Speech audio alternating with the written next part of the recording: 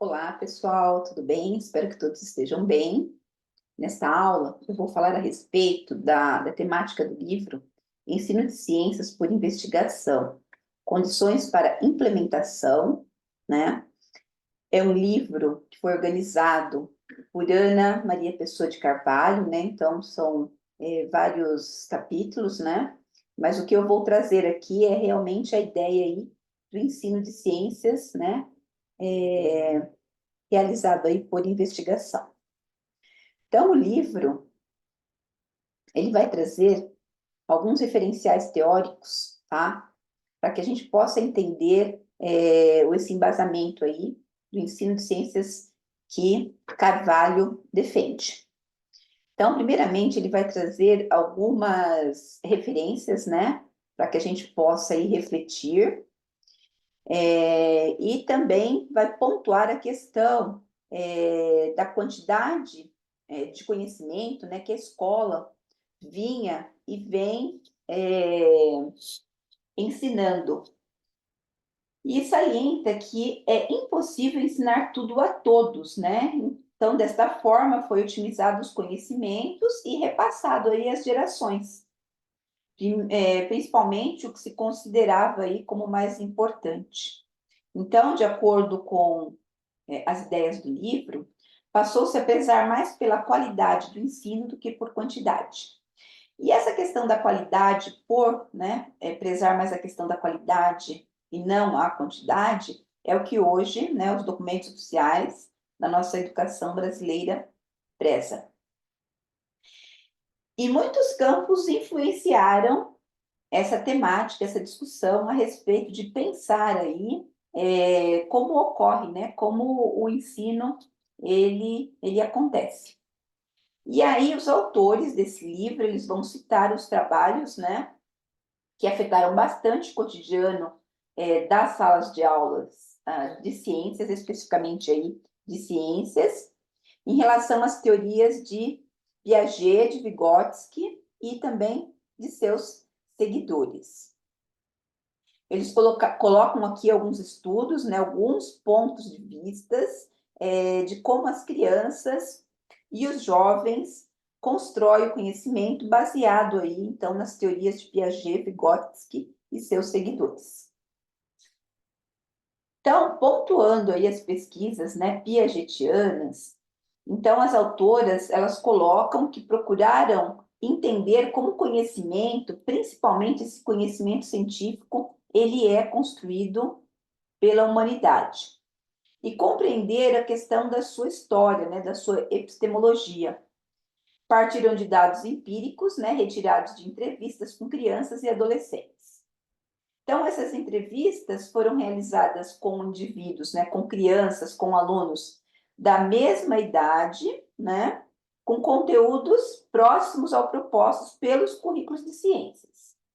Trouxeram ensinamentos úteis que orientam os professores, tanto na questão pensando no planejamento, como no desenvolvimento aí de sequências didáticas e nas atitudes que ocorriam ali na sala de aula. E aponta que um dos pontos, né, que salientam, né, que fica ali bem claro, é que nas questões, nas entrevistas piagetianas, a importância de um problema para o início da construção do conhecimento. Então, para os estudiosos, né, os seguidores de Piaget e o próprio Piaget, a questão do conhecimento, ele precisava partir de uma determinada aqui, de um determinado problema. Então, a partir do problema, se inicia, então, a construção do conhecimento. Então, quando apresenta um problema, né, para os alunos, para que eles possam resolver, o que significa? Seria ali o divisor de águas entre a questão de um ensino expositivo, né, onde o professor ali traz praticamente todas as informações, e a questão ali do ensinar, onde a gente consegue criar condições, né, para que o aluno ele possa se relacionar com o que ele sabe, né, e com o novo, ou seja, raciocinar e construir o seu conhecimento. No ensino expositivo, né? Ou seja, ali onde todo o raciocínio está com o professor, o aluno, ele procura entender, ele segue ali aquele pensamento, mas ele não é o agente do pensamento. E quando se propõe uma questão, se propõe um problema, o professor passa a tarefa de pensar ali e de raciocinar para o aluno. E aí a ação do professor, nesse sentido, não é mais uma ação expositora, né? Onde ele traz ali as informações, mas de um mediador, né? Onde ele vai encaminhar, ele vai orientar, né? As reflexões do estudante ou dos estudantes para que seja o quê? Construído um novo conhecimento. Então, essa é a ideia, né? Que Piaget traz. Pensar num problema, né? Onde o aluno ali ele possa atuar, e não apenas o professor na questão ali das aulas expositivas. E aí, as autoras, né, do livro vai trazer também a questão do mecanismo, né, de construção do conhecimento pelos indivíduos piagetianos, onde Piaget propõe conceitos como, então, nós temos as fases, né, para a aprendizagem, que seria a equilibração, a desequilibração e a reequilibração, né? O que seria isso, né?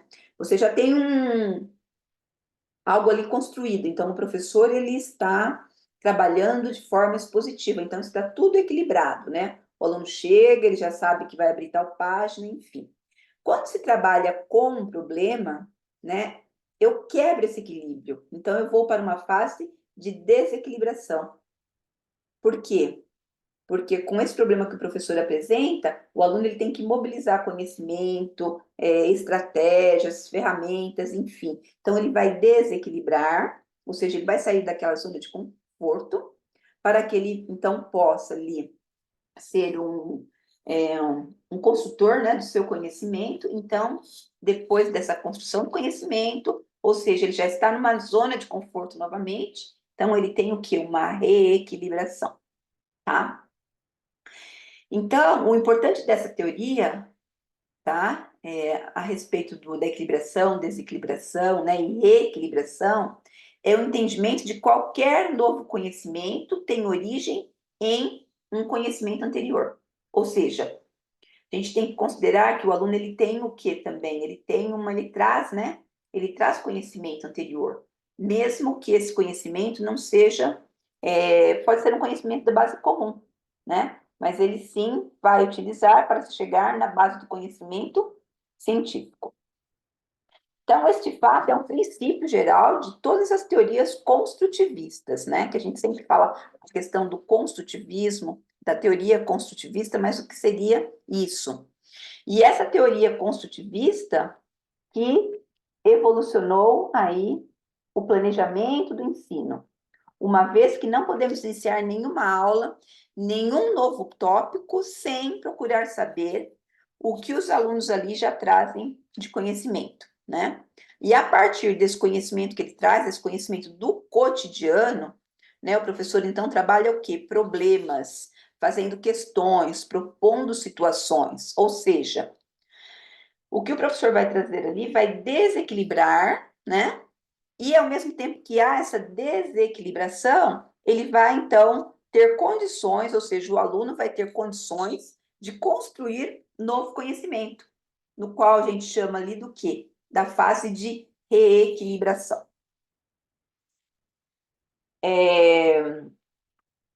Então, duas condições aí que são bastante importantes, né, para o ensino e aprendizagem escolar, nessa visão aí piagetiana, quando a gente pensa na questão da reequilibração, né, de pensar aí em como fazer, que seria a passagem. Então, a passagem da ação manipulativa para a ação intelectual, que tem lugar nesta construção, principalmente pelas crianças e jovens.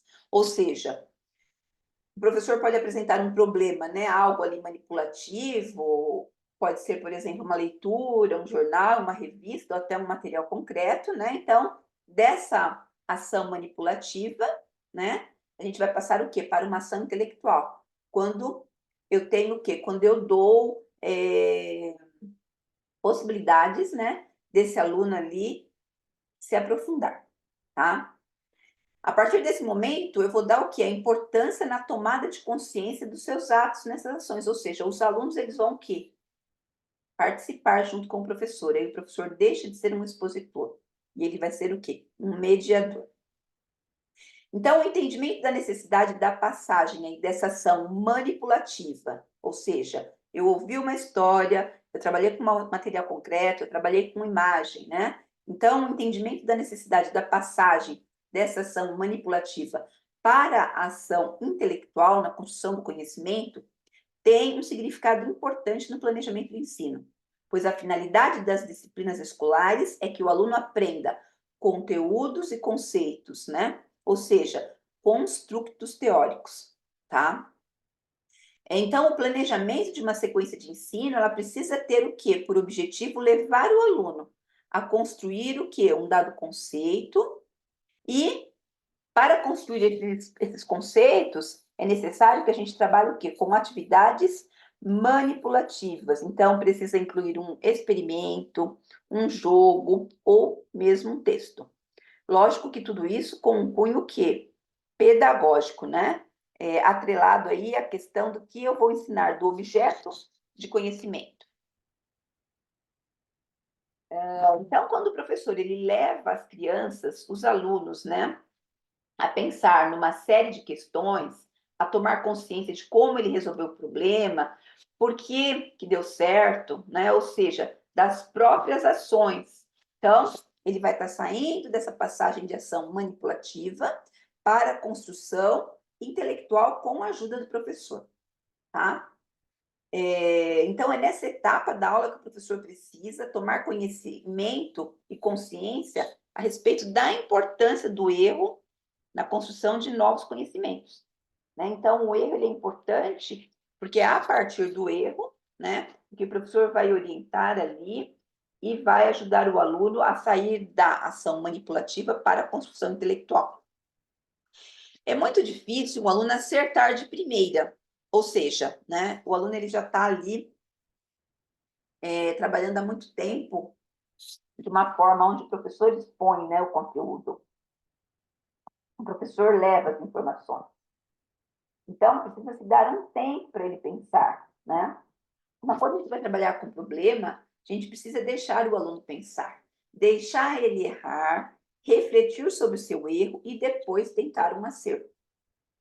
Então, o erro, quando trabalhado, superado pelo próprio aluno, ensina mais do que muitas aulas expositivas, né? Quando o aluno ele vai apenas seguir o quê? O raciocínio do professor e não os seus objetivos, né? Ou não o seu próprio raciocínio. Bom, então, essa parte manipulativa, essa parte da reequilibração, as autoras elas vão trazer essas referências de quem? De Piaget. Depois, uma outra referência bem importante é sobre Vygotsky, né?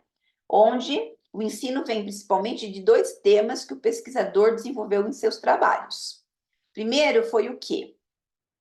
Foi mostrar, né, que mais elevadas funções mentais do indivíduo emergem de processos sociais, né? Então, é o reconhecer, né, a questão da interação professor-aluno em sala de aula. Então, isso daí é uma ideia defendida por Vygotsky, né? E o segundo foi demonstrar que os aspectos sociais e psicológicos humanos se firmam através de ferramentas ou artefatos culturais, né? Que estão ali mediando a interação entre os indivíduos e entre o meio físico. Então, partindo da ideia, né, de Vygotsky a respeito da importância dessa interação entre o indivíduo, né, ou os indivíduos, na interação professor-aluno e meio físico, a gente tem, então, o conceito da interação social. Então, essa interação social, ela vai ser mediada por quê? Pela utilização de artefatos que são sociais e culturalmente construídos, que nesse caso aqui é a linguagem, tá? Pode ser uma linguagem verbal, né? Uma linguagem, uma imagem, enfim. O entendimento desse tema trouxe como influência para o ensino a necessidade de prestarmos atenção no desenvolvimento da linguagem em sala de aula, como um dos artefatos culturais que permeiam a interação social. Então, a gente interage, né, a todo momento através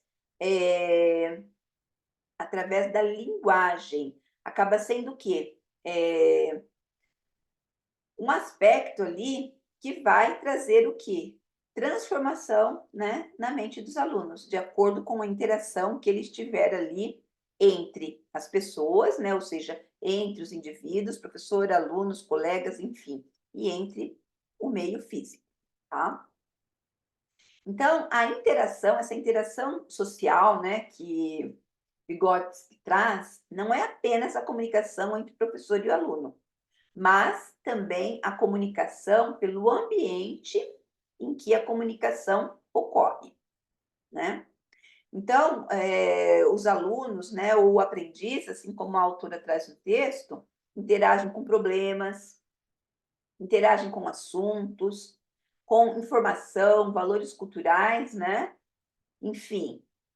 E aí, outro conceito, né, que o Vygotsky também traz e que teve aí muita influência na escola foi o que? O conceito de zona de desenvolvimento proximal, né, que a gente chama de ZDP, que vai definir a distância entre a questão do nível de desenvolvimento real.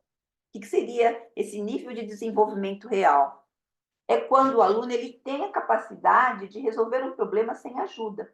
Ele já sabe. Então, por exemplo, você traz um problema ali de um cunho de aprendizagem dele do cotidiano. Então, ele já vai saber resolver. Agora, isso é como saber, se a gente for pensar no senso comum. Agora, a gente precisa o quê? Desenvolver esse aluno para que ele tenha que chegar no nível de desenvolvimento potencial, né? Ou seja, determinado através de resolução de um problema sob a orientação de um adulto ou em colaboração com outro companheiro. Ou seja, pensar. Então, nessa questão das ciências, né, que a gente vai entrar aí nesse assunto, trabalha-se bastante a questão do grupo ali em sala de aula. Então, o desenvolvimento real é aquele que já foi consolidado pelo indivíduo, de forma a torná-lo capaz de resolver situações utilizando seu conhecimento de forma autônoma, né? O nível de desenvolvimento real é dinâmico, ele aumenta, né, com os movimentos do processo de aprendizagem, ou seja, dialeticamente, de acordo ali com as interações que se tem com o ambiente. Agora, o que as autoras nos trazem aqui para refletir? Que esse desenvolvimento potencial é uma incógnita, né? Por ser inferido com base no que o indivíduo consegue resolver com a ajuda de um adulto ou de seus companheiros. O importante no entendimento deste nível é que ele é determinado pelas habilidades que o indivíduo já construiu. Porém, está sempre o quê? Em processo, né? O conhecimento nunca está pronto e acabado. Então, como mostra aí o conceito, os alunos têm condições de se desenvolverem potencialmente, né, em termos de conhecimento e habilidades com a orientação de seus colegas. Então, a gente tem que considerar que na interação, né, as crianças, os alunos, os aprendizes aprendem com o outro. E aí vem a questão da importância do trabalho em grupo, né? Que a autora coloca que o trabalho em grupo aí ele tem um status nesse planejamento do trabalho da sala de aula, né? Mas passa o quê? Por uma atividade optativa do professor para uma necessidade quando o ensino tem por objetivo a construção do conhecimento pelos alunos. Então, os alunos, entre eles, também constrói-se o quê? O conhecimento. Vygotsky dá muito valor ao papel do professor na construção do novo conhecimento dentro dessa proposta socio-interacionista, ou seja, com o outro, né? Mostrando este como um elaborador de questões que vão orientar seus alunos, potencializando a construção de novos conhecimentos. Ou seja, o professor vai ser um mediador. O professor vai ser um questionador. E os alunos vão o quê? Os alunos vão refletir a respeito dos problemas, das questões, e não de forma direta, né? Mas de forma o quê? Refletida, né? Então, aí a questão do sócio-interacionista, né? Dessa proposta sócio-interacionista. Quando o professor traz uma questão e depois ele abre, né? Para que os alunos possam, então, socializar, né? O que foi realizado. Então, eu tenho o papel aí da construção do conhecimento através do quê? Através dos alunos, um aprendendo com o outro. Depois, né, então a gente trouxe aí as ideias aí de Piaget, as ideias de Vygotsky, e aí, mais adiante, né, pensando na questão epistemológica das ciências, né, que coincide com os referenciais teóricos, né, de Vygotsky e Piaget, as autoras também vão citar o quê? Bachelard, quando propõe que todo conhecimento é uma resposta de uma questão, tá? Então, houve construção de conhecimento quando eu consegui chegar na resposta, né, do que foi colocado para os meus alunos, ou seja, do problema para eles resolverem. Entretanto, não deve ser uma questão ou um problema qualquer, né? Não é aquela questão que a gente faz, né? O que é clorofila, né? Pensando nas ciências aí no geral. Não é isso, né? Então, não deve ser um problema ou uma questão qualquer. E aí é que entra, né, o papel do professor. E o conhecimento dele também. Senão ele não consegue fazer essa construção nesse papel aí das ciências, né? Então, essa questão, esse problema, para ser uma questão para os alunos, deve estar dentro da sua cultura, sendo interessante para eles, né, de tal modo que eles se envolvam na procura de buscarem uma solução e, na busca dessa solução, permitir, né, que eles possam expor os seus conhecimentos e também os espontâneos sobre os assuntos. Então, aí a gente novamente pensa na questão da fase manipulativa, né? Então, as crianças vão responder de forma com seus conhecimentos ali espontâneos. E depois, se aprofundando, né, vai chegar ao quê? Na base científica, tá? E aí, teve uma indagação que aí eu trouxe, né, de Bachelard, que ele escreve assim, ó: surpreendeu-me sempre que os professores de ciências, mais que os outros, não reflita sobre o fato de que o adolescente chega à aula de física com conhecimentos empíricos já constituídos, ou seja, dentro de ciências, né, a gente tem ali a questão dos fatores, né, de física, e esses alunos eles já trazem conhecimentos da sua experiência vivenciada. E muitas vezes isso não é considerado, né? Então, eles não adquiriram isso numa cultura experimental, né? Eles adquiriram na questão da experiência vivida na vida deles, e não naquela vivida na questão ali do laboratório, né? Trata-se, assim, não de adquirir uma cultura experimental, e sim mais de mudar de cultura experimental, de derrubar os obstáculos já acumulados pela vida cotidiana. Então, ele aprendeu ali no cotidiano. E aí, o que o Bachelard nos traz? Que, apesar dessa questão ali, né, que conhecimentos de física, né, os adolescentes, os alunos, eles trazem ali já do seu conhecimento empírico, acumulados pela vida cotidiana, para a escola não é uma tarefa fácil, né, de mudar essa cultura aí, né? Aí ele fala de uma experimentação espontânea, que seria esse conhecimento do cotidiano, para uma experimentação científica, né? Ou seja, para que os alunos possam reconstruírem o seu conhecimento. E aí é o que a gente volta lá e faz o paralelo com Piaget, né? Ele vai falar a respeito.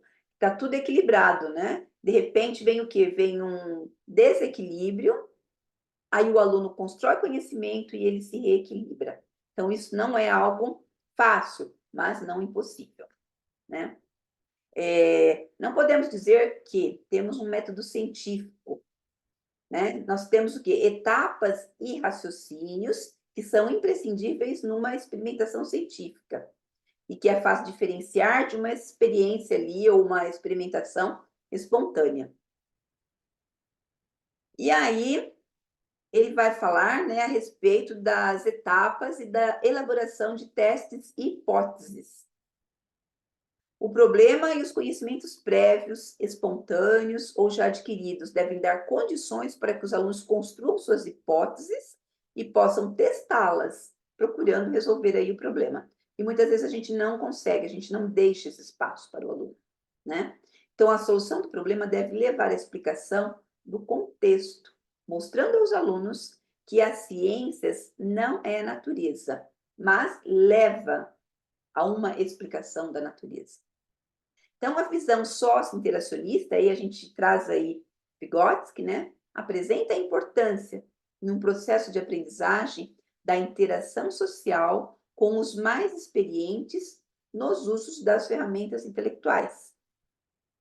A implicação deste fato, né, para a questão ali de realizar e de construir ali conhecimento. Ao ensinar ciência, né, ou outra matéria, não queremos, né, assim, né, dentro de acordo com os autores, e nós também professores, né, não queremos que os alunos simplesmente repitam palavras como papagaios. Nós queremos o quê? Que eles sejam capazes de construir significados com suas próprias palavras, né? Mas estas devem expressar os mesmos significados essenciais, né? Se hão de ser identificamente aceitáveis. Cortou ali uma letrinha D ali. Então, a linguagem das ciências não é só uma linguagem verbal. As ciências necessitam, para expressar suas construções, de figuras, de tabelas, de gráficos, e aí os autores colocam a questão da linguagem matemática, até mesmo da linguagem matemática. Então, por exemplo, se você estiver trabalhando ali um conceito, né, ou algo, se a gente vamos pegar aí um tema, né, praticamente recente, que foi a questão da Covid. Então, se a gente pegar a leitura ali dos gráficos, a gente começa a interpretar ali o que aconteceu, né, no início e com o passar do tempo, graças às ciências, né, o que foi apontado. Temos de integrar de maneira coerente todas as linguagens. Então, por exemplo, a linguagem gráfica é um tipo de linguagem. Tabelas e figuras é um tipo de linguagem. Então, nós não trabalhamos apenas com linguagem verbal, né? Essas diferentes linguagens vai trazer o quê? Diferentes modos de comunicação, tanto em relação aos alunos como das disciplinas. Então, a gente vai utilizar além da linguagem verbal. E aí, quando a gente pensa em outras disciplinas, eu também construo conhecimento, né, dentro de ciências, trabalhando de forma interdisciplinar.